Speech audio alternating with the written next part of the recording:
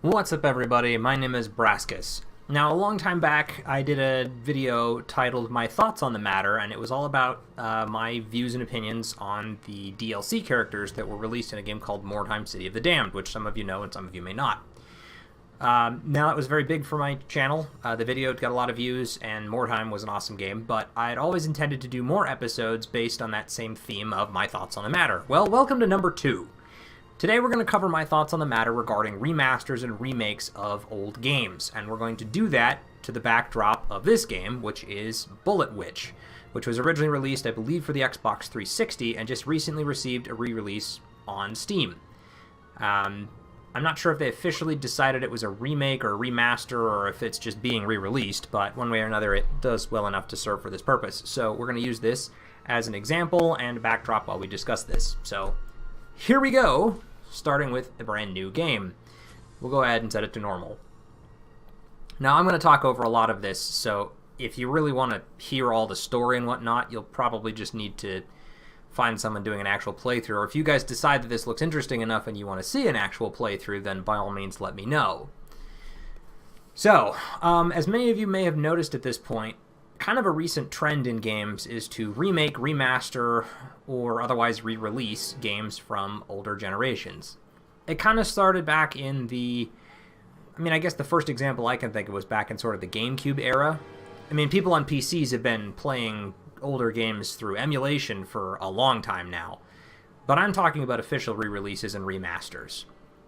The GameCube had a few titles like that, games where they took old cartridge games, like the Legend of Zelda games, and they brought them onto the GameCube discs and released those as special pre-order offers or something like that. I have a copy upstairs of Legend of Zelda: Ocarina of Time and the Master Quest, but it's on a GameCube disc, and the controls are designed to be used with a GameCube. From there, there's also been, of course, backwards compatibility content that's been released. So PlayStation 2 and PlayStation 3 were able to play older games just by putting in the disc. Then they also started releasing those titles in digital formats on their various stores, and we started getting actual remastered versions of games. They released, Final Fantasy X and X-2 received HD remasters. Final Fantasy XII recently received a remaster under the name Zodiac Age. We've seen re-releases, or rather remasters, of the Devil May Cry series, numerous Resident Evil releases over the years, just all sorts of stuff that they've re-released. I guess the next question I'm kind of trying to put together, though, is what do you define each of those? Because a lot of the remastered titles that release, to me, look a lot like this. You can see while this cutscene's been playing that there have been some graphical clipping. The cutscenes probably aren't as clean as you'd think they should be. They're obviously from an era that was a while back. I believe this game was originally released in 2006, maybe 2003, so it's been over 10 years since this game was released. And it shows. But why not do... So I guess, is this a remaster? Probably... Yeah, I mean, they did redesign it to be... Well, no, it was originally an Xbox 360 title, so it was already designed to be released in 1080p. Games like Resident Evil that were remastered, a lot of times they're exactly the same game that's just been released for higher definition. Resident Evil 1, I believe there was a GameCube title, and that one was what I would consider a pretty solid remastering or remaking of the game.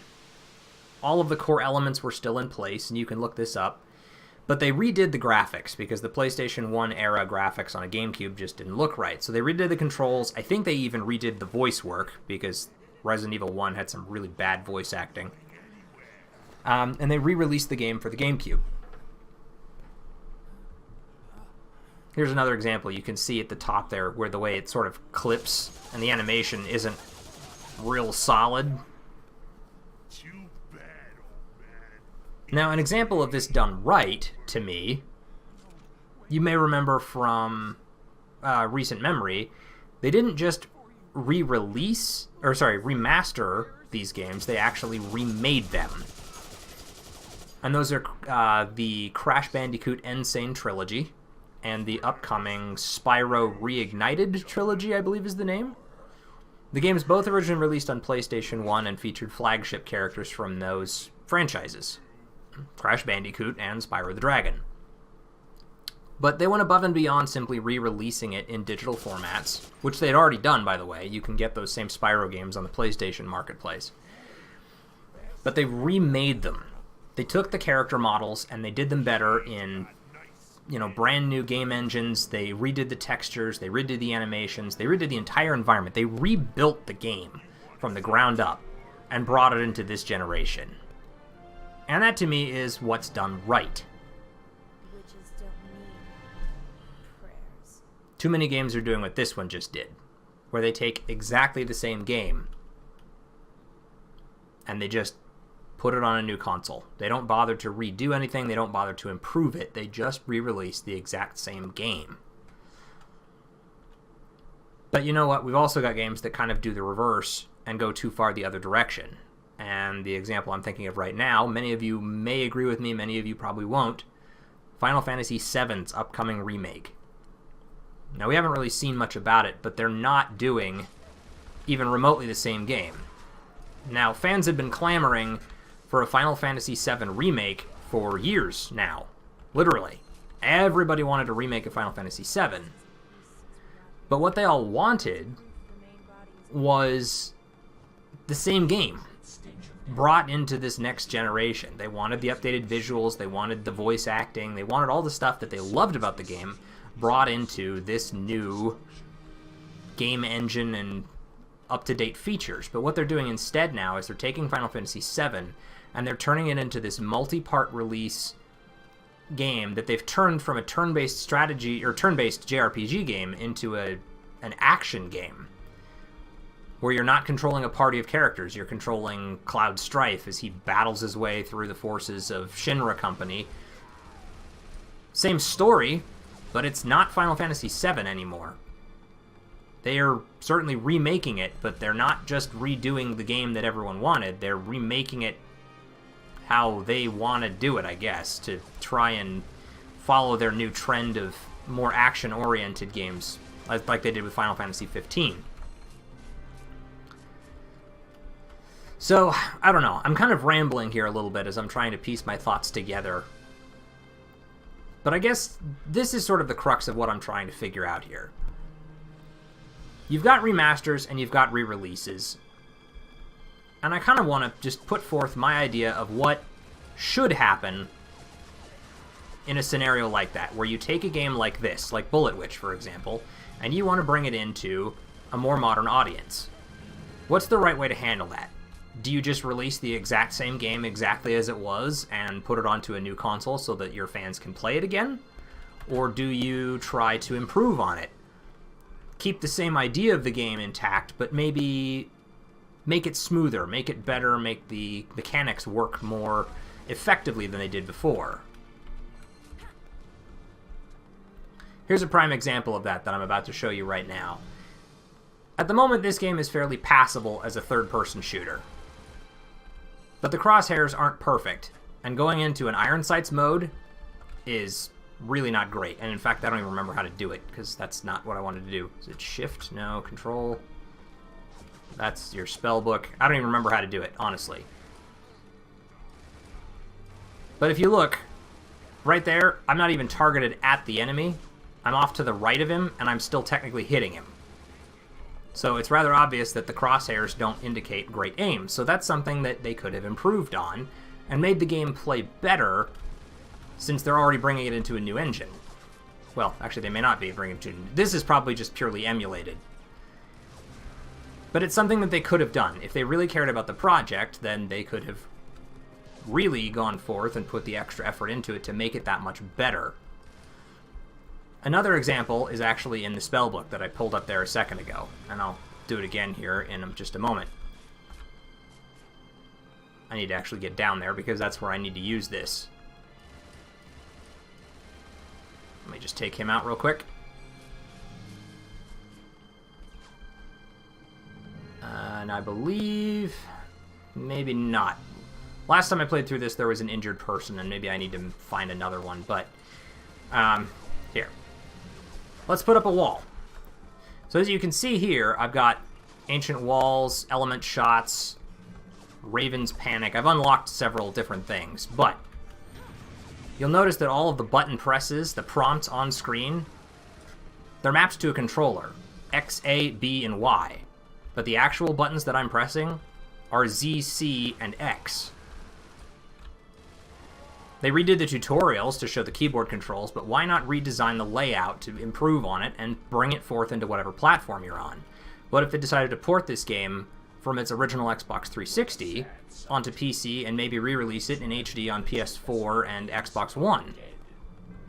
Well, you can't very well have a layout like that featuring Xbox 360 buttons while you're trying to re-release it on a controller for PlayStation that uses X, triangle, square, and circle.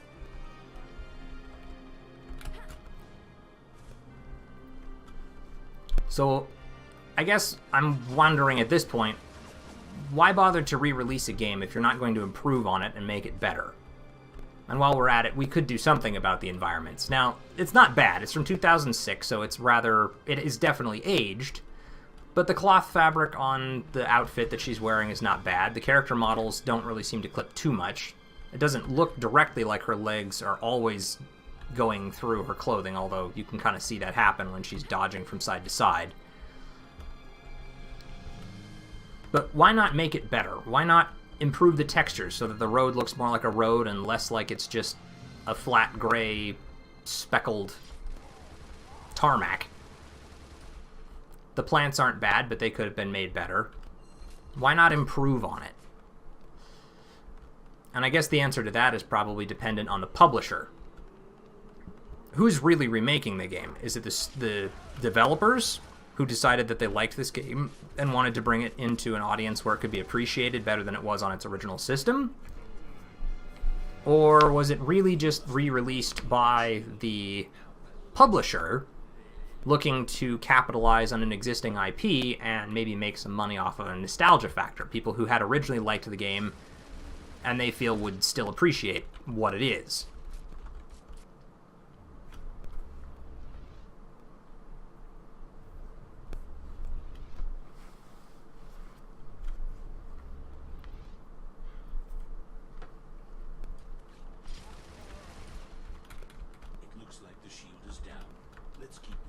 I don't know. I kind of feel like I'm just rambling over the same ideas again and again, but it's something that's been on my mind a lot recently, and I kind of want to just figure out whether this is enough. Personally, I wish that more places, or more developers, more studios, more publishers, whomever, would make games like the Spyro and Crash Insane Trilogy and Reignited Trilogy, where they aren't just taking the game and bringing it onto an existing platform exactly as it was when it was originally released back in PlayStation 1. I like that they're actually releasing real improvements to a game that they love. It's a project that I'm sure they're passionate about because it's something that they cared about, and a lot of fans loved it too. So they made it better. They published new assets for the game. They probably improved the soundtrack. Certain games can also release new features. Final Fantasy IV actually did this when they released it again for the Nintendo DS. There was a mechanic in that game where, in the original Final Fantasy IV game, you basically just learned your game based on you learned your abilities based on your class. So the main character, Cecil, was a paladin, and he learned all of his abilities just by being a paladin and leveling up. White mages learned white magic, black mages learned black magic, all of it was the same way. When the remake came out, though, they improved on several things. Certain class abilities that were not useful, like, for example, the bard, Edward, he had the ability to basically retreat and hide. But all that really meant was he was off-screen and not contributing, and maybe he would come back and be able to revive somebody while everyone else... So he was absent from the fight, and if a boss did a party wipe, he wouldn't be there to get hit.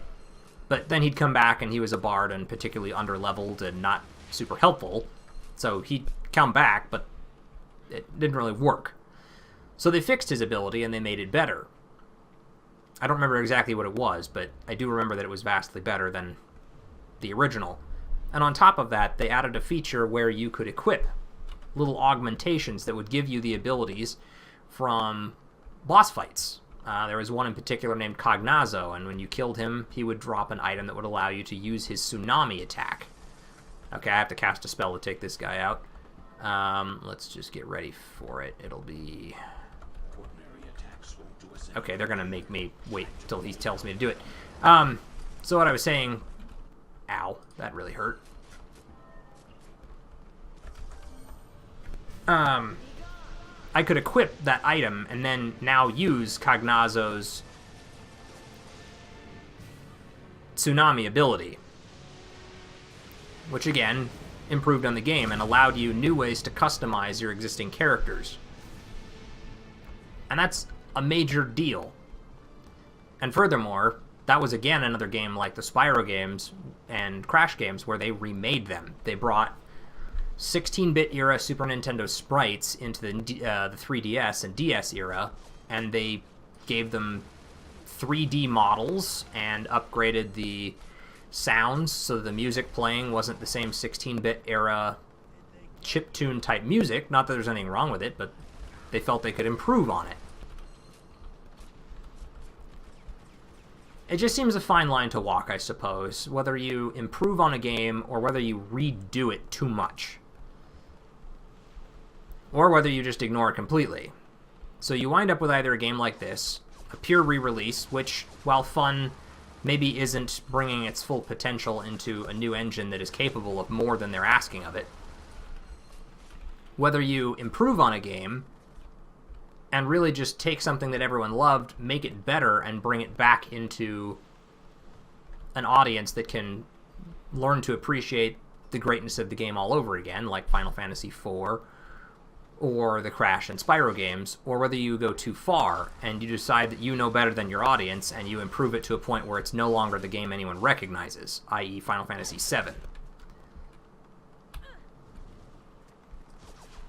I need to break this real fast. There we go.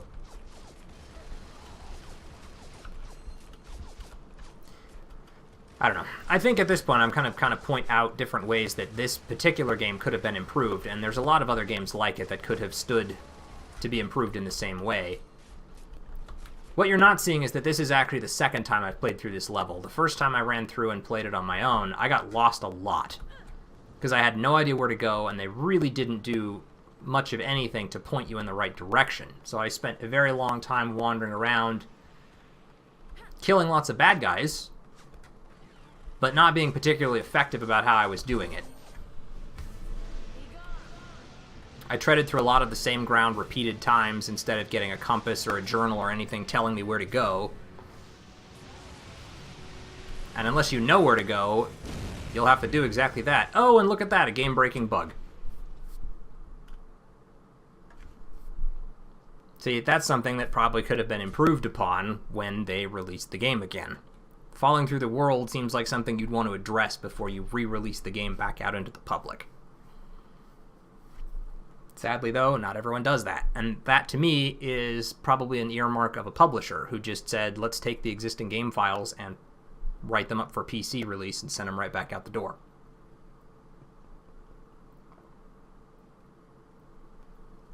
Furthermore, these load times take a very long time. I don't know why, because a PC should be able to handle them a lot faster than anything else.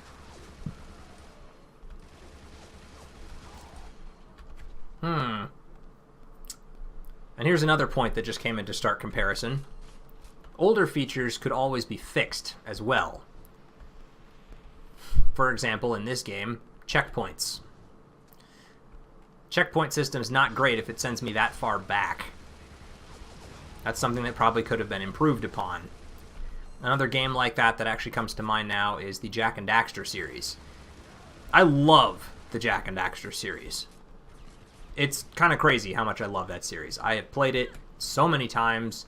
It's one of my all-time favorite PlayStation 2 titles. All three of them, really. And it's another one of those games that did actually release, again, as a remastered title for the PlayStation 3. And they released the full trilogy, Jak and Daxter, Jak 2, and Jak 3. And you know what? For the most part, they were fantastic.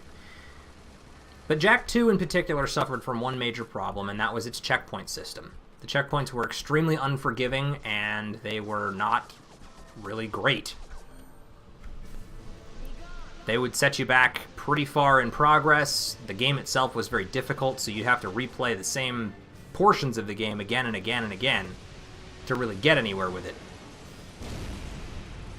Oh good, I haven't fallen through the world this time.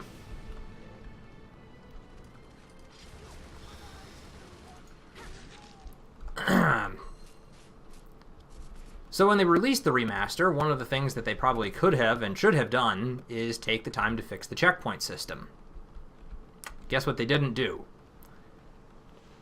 And you know what? It shows. Much as I love the Jak and Daxter games, I played Jak 2 up to one particular point, and I got so frustrated with those stupid checkpoints that I put it down and I didn't play the rest of it. I moved right on to Jak 3 since I already knew it was going to happen in Jak 2 anyway. But can you imagine how much better it would have been if they'd taken the time to fix the checkpoints? Maybe tone down the damage a little bit on the things you have to kill? Why not make modifications while you're in there anyway? And you know what? I'm sure there are a lot of you out there who have a more comprehensive knowledge of exactly what goes into a remaster or a remake of a game that could explain that. It's entirely possible that it would be too expensive, or that the code itself is what I believe is called... is it ladder code? I work with programmers, I should know that. But it essentially means that you can't change one thing without it cascading down and breaking a whole bunch of other things. Modifying the damage on one particular encounter sounds like it should be simple, but they may have some other sort of scaling factor that messes with the overall damage, and if you tweak it, then it messes everything up down the line. Suddenly the game becomes too easy or too difficult, and the whole game falls out of balance. What should have been an easy fix breaks it even worse than it ever was before. But who knows? This bridge seems to be the only road into the city. It probably won't be easy to cross.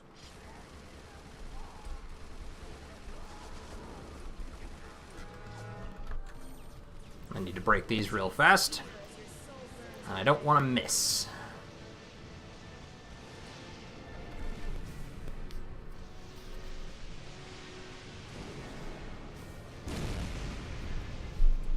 I think I got them both.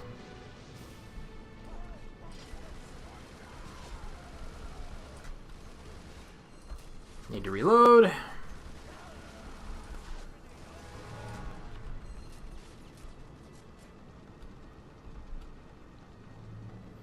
So at this point, we're pretty close to the end of this first mission, and I'm kind of going to wrap things up. And really, I'm just going to ask for your thoughts. You've heard my thoughts on the matter, and I've droned on about them quite a lot. So I guess, to sum up my final thoughts, remasters are becoming more and more common, but they're also repeating a lot of the same patterns, and I'm not real thrilled with that. Too many of them are releasing either the exact same game or overcorrecting and redesigning them in the way that the makers feel is correct, but may betray the beliefs of a lot of the people who enjoyed the games in the first place for what they already were. I think, to me, the best way to do a game is not simply to remaster it or re-release it, but to actually remake it. Take the game, redo the assets, bring the music, and get an orchestra and make it right. If you care about a project enough to bring it back out of the closet and into the light of day, care enough to make it what it should be or what it could have been. Do what Pathologic is doing and take the game that everyone loved and redesign it without the mistakes that you made previously. Do what Crash and Spyro did, where they took exactly the game that everyone loved, but they redesigned it with new character models, refined the action, and brought it into a new generation that can then learn to appreciate the games exactly as they were all over again, without any of the rough edges. Smooth it out and make it better. So I guess that's what I want to see out of it, but I'm kind of curious to know what you guys have. Does redesigning the elements and redoing the voice work ruin the game for you? Does that mess the nostalgia factor up and destroy what it was you loved about the game in the first place? Would you prefer to see improvements made the same way that they've done in the last few series I've mentioned, or would you prefer something like this, that's just a straight re-release of a game from 2006? And what do you think? Do the developers are they in the right to simply recreate the game how they see fit rather than releasing the game everyone wants them to? It's certainly within their rights legally to take their own IP and fix it. But does that really make it better? Okay, I'm done talking now. I've been going on for 25 minutes, and I'm sure I've been all over the map, and I hope that I haven't been too hard to understand. This probably wasn't as well organized thought process as I could have made it, and maybe the next time I do this, I'll figure out a better way to do it. But I want to thank you all for indulging me, and let me know what you think. If you guys have strong feelings one way or the other, feel free to leave them in the comments. And, you know, if you want to just see me play more of this game, by all means, I'm happy to do it. Maybe you're familiar with it and want to see more of it, in which case I'm happy to do that as well. But at any rate, thank you all so much for watching. I hope it's been at least a little enlightening and that you did enjoy it somewhat. If you did, make sure you hit that like button. Feel free to leave a comment in the section below. And as always, I'll see everyone in the next episode. Catch you guys later.